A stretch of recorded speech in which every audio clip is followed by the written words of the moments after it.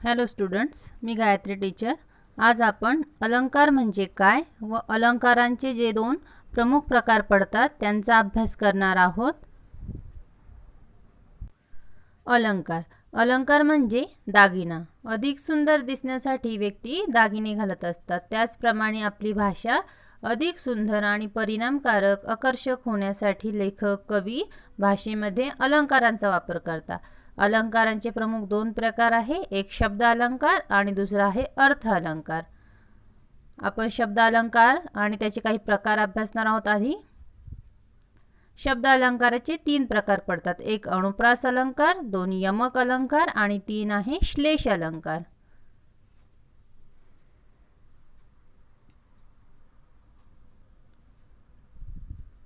आता शब्द अलंकार म्हणजे काय तो आपण आधी पाहूया, त्याची व्याख्या।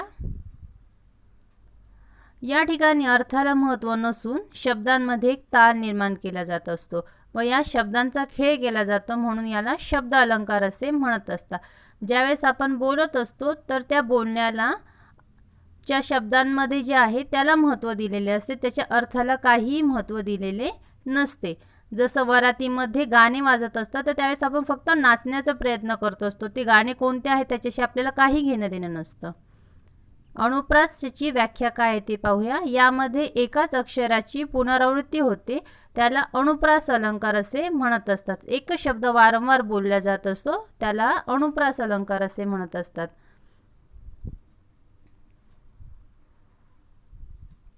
आता त्याचे काही उदाहरण आपण पाहून घेऊया।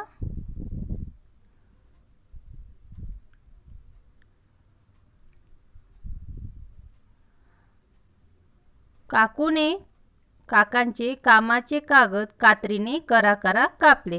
आता या ठिकाणी कोणता शब्द वारंवार आलेला आहे?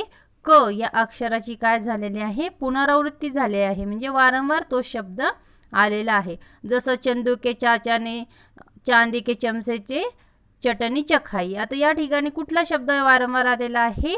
च हा शब्द आलेला आहे। असेच काही अजून उदाहरणं असतील तर तुम्ही ते अभ्यासा। याला काय म्हणत असतात? अनुप्रास अलंकार असे म्हणत असतात। आता पुढचा प्रकार आहे यमक अलंकार। त्याची व्याख्या काय आहे ती पाहूया आपण। विशिष्ट ठिकाणी विशिष्ट शब्दांची मांडणी करून एक ताल किंवा नाद निर्माण केला जात असतो, त्याला म्हणत असतात यमक अलंकार।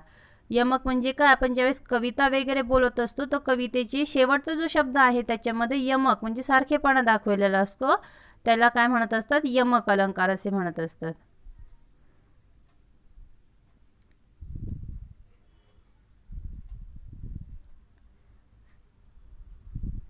आता या ठिकाणी यमक अलंकाराचे उदाहरण काय आहे ते आपण पाहूया। आपण ज्या श्लोक म्हणत असतो त्याच्यामध्ये पण आपल्याला यमक अलंकार दिसत असतो।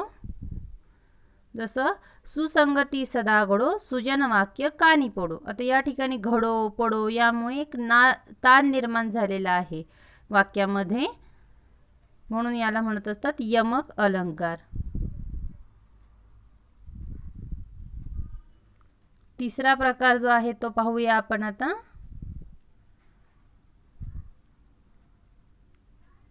श्लेष अलंकार आणि त्याची व्याख्या काय आहे ती पण पाहून घेऊया।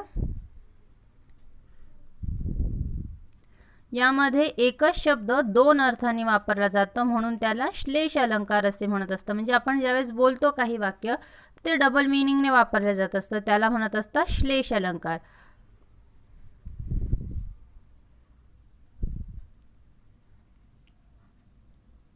आपण याचे काही उदाहरणांचा अभ्यास करून घेऊया।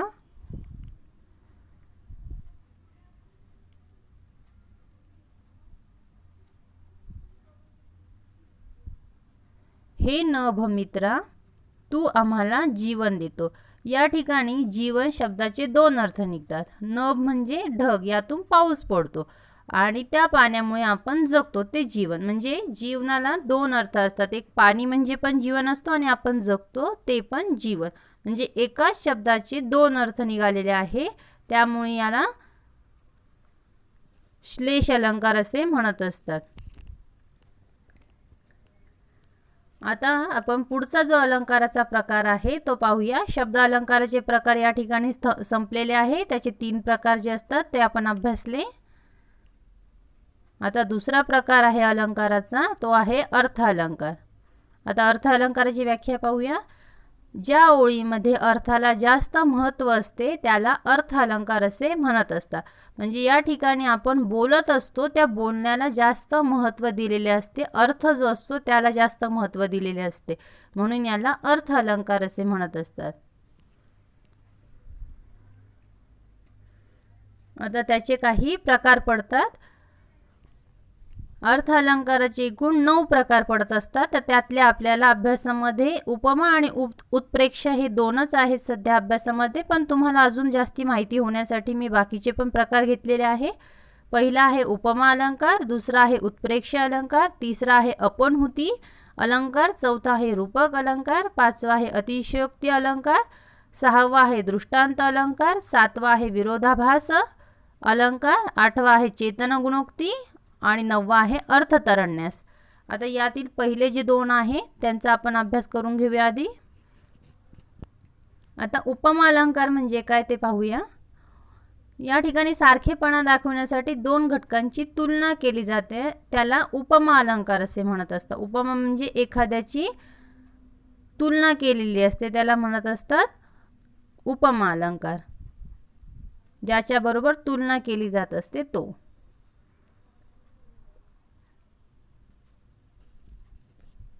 किंवा त्याची अजून दुसरी व्याख्याही आपण पाहून घेऊया.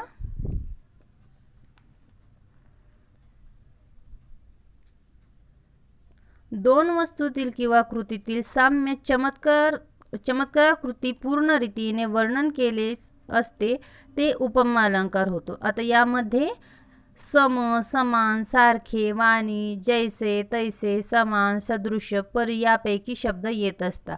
ज्यावेळेस उपमा अलंकार असतो वापरताना त्यामध्ये हे शब्दांचा वापर केला जात असतो. आता उपमेय म्हणजे काय, ज्याची तुलना करायची आहे ते उपमेय, आणि उपमान म्हणजे ज्याच्या बरोबर तुलना करायची ते उपमान. आता या ठिकाणी उदाहरण पाहूया. असेल ते वाहत दुधासारखी नदी. आता या ठिकाणी नदीच्या पाण्याला कशाची उपमा दिली आहे, दुधासारखी. नदीचं पाणी इतकं पांढरं शुभ्र आहे की जणू काही ते दूधच आहे. सुरेशचे अक्षर मोत्यासारखे सुंदर आहे. आता अक्षराला कशाची उपमा दिली आहे या ठिकाणी, मोत्याची. आता उत्प्रेक्षा अलंकार आहे त्याची व्याख्या पाहूया. 2 गोष्टींची तुलना करण्यापेक्षा एखादी गोष्ट जशीच्या तशी आहे तसे वाटणे किंवा भासणे म्हणजे उत्प्रेक्षा अलंकार होय. या ठिकाणी कशाचीच कोणाशी तुलना केलेली नसते, जशीच्या तशी ती गोष्ट आपल्या समोर मांडणी गेलेली असते, त्याला म्हणत असतात उत्प्रेक्षा अलंकार.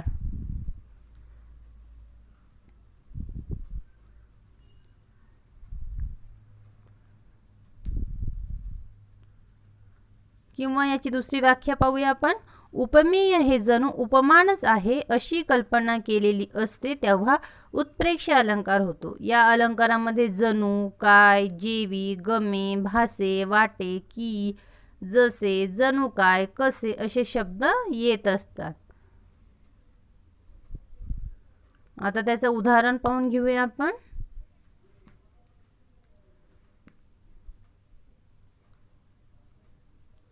ती गुलाबी पहाट म्हणजे परमेश्वराचे प्रेमच जणू. आता इथे उपमेय काय आहे, गुलाबी पहाट, आणि उपमान काय आहे, परमेश्वराचे प्रेम.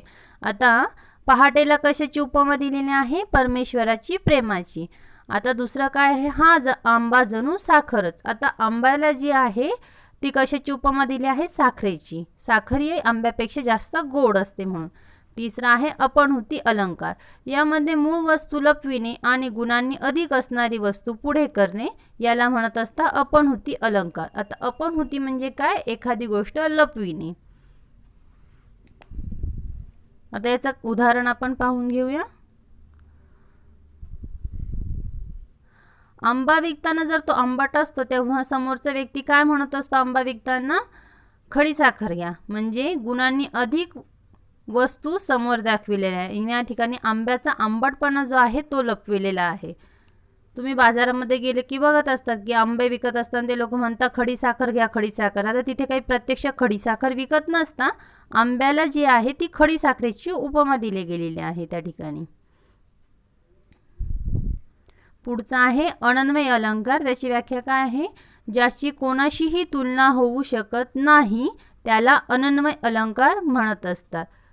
जो पूर्ण जगामध्ये किंवा पूर्ण ठिकाणी एकच असतो ते. उदाहरण पाहूया. आईसारखे दैव साऱ्या जगात नाही. आता आईसारखी दुसरी स्त्री कोणीही नाही, म्हणजे आईची तुलना कोणाशीच करता येत नाही. आईसारखी ही आईच असते फक्त. पाचवा अलंकार आहे रूपक अलंकार. त्याची व्याख्या, रूपक म्हणजे एखाद्या घटकाला जसेच्या तसे दुसऱ्या घटकाचे रूप देणे म्हणजे रूपक अलंकार होय. उदाहरण, हे देह देवाचे मंदिर, आत आत्म्याचे दर्शन. देहाला मंदिराची उपमा दिली आहे. म्हणजे काय? आपले शरीर जे आहे ते मंदिर आहे आणि आपला आत्मा जे आहे ते देव आहे. पुढचा अलंकार पाहूया. अतिशयोक्त अलंकार. एखादे विधान आहे तसे सांगण्यापेक्षा खूप वाढवून सांगणे म्हणजे अतिशयोक्ती अलंकार. म्हणजे वाढवून फुगवून एखादी गोष्ट सांगत असतो आपण, ते आहे. जसे समीराने एका मिनिटात 100 गुलाबजामुन खाल्ले. आता कोणी एका मिनिटात 100 गुलाबजामुन खाऊ शकतं का? नाही. तर इथे जे आहे ते उदाहरण चढवून सांगितलेलं आहे, म्हणून त्याला. पुढचा आहे दृष्टांत अलंकार. आपले मत पटवून देण्यासाठी एखादे उदाहरण किंवा दाखला दिला जातो म्हणजे दृष्टांत अलंकार होय. दृष्टांत दिला जात असतो. कीर्तनामध्ये महाराज अनेक उदाहरणं देत असतात. जसे लहानपण देगा देवा मुंगी साखरेचा रवा. म्हणजे आपण लहानपणी किती छान आयुष्य जगत असतो, किती गोडवा असतो, आपल्याला कशाचीही सुखादुःखाची जाणीव नसते, म्हणजे लहानपण अतिशय चांगले असते. आठवा आहे विरोधाभास अलंकार. एकाच वाक्यात दोन विरुद्ध गोष्टींची वापर केलेला असतो त्याला विरोधाभास अलंकार असे म्हणत असतात. उदाहरण पाहूया. जरी आंधळी मी तुला पाहते. म्हणजे आता इथे एखादा व्यक्ती आंधळा आहे पण तो काय करतोय? पाहण्याची क्रिया. म्हणजे या ठिकाणी विरोधाभास दाखवलेला आहे. पुढचा प्रकार आहे चेतन गुणोक्ती अलंकार. निर्जीव घटक किंवा भाववाचक घटक यांच्या सजीवांचे गुणधर्म दाखविणे म्हणजे चेतन गुणोक्ती अलंकार होय. त्याचे उदाहरण पाहूया. चाफा बोलेना चाफा चालेना. म्हणजे चाफ्यामध्ये बोलण्याची सजीवांचे गुण दाखविलेले आहे. चाफा एका ठिकाणीच असतो, तो कधी बोलत नसतो, पण त्याचा गुण दाखविलेला आहे या ठिकाणी. पुढे आहे अर्थतरण्यास अलंकार. सर्व काळी समाजाला लागू पडणारे एखादा सिद्धांत किंवा उदाहरण करणे याला अर्थतरण्यास अलंकार असे म्हणत असतात. उदाहरण पाहूया. कठीण समय येता कोण कामास येतो. म्हणजे जेव्हा कठीण वेळ असते तेव्हा लवकर कोणीच साथ देत नाही. हे उदाहरण सिद्ध झालेलं आहे आणि हे अनेक वर्षानुवर्ष मांडून ठेवलेलं आहे. ते उदाहरणच आपण आपल्या जीवनामध्ये वारंवार आपल्याला अनुभवायला येत असतं. अशा प्रकारे आज आपण अलंकार म्हणजे काय आणि त्याचे काही प्रकार अभ्यासलेले आहेत. ते तुम्हाला आजचा भाग नक्की समजलाच असेल. तुम्ही याचा व्यवस्थित अभ्यास करा आणि आपण जे आहे ते काही अजून अलंकारांचा अभ्यास केलेला आहे, ते तुम्हाला अधिक माहितीसाठी केलेला आहे. थँक्यू.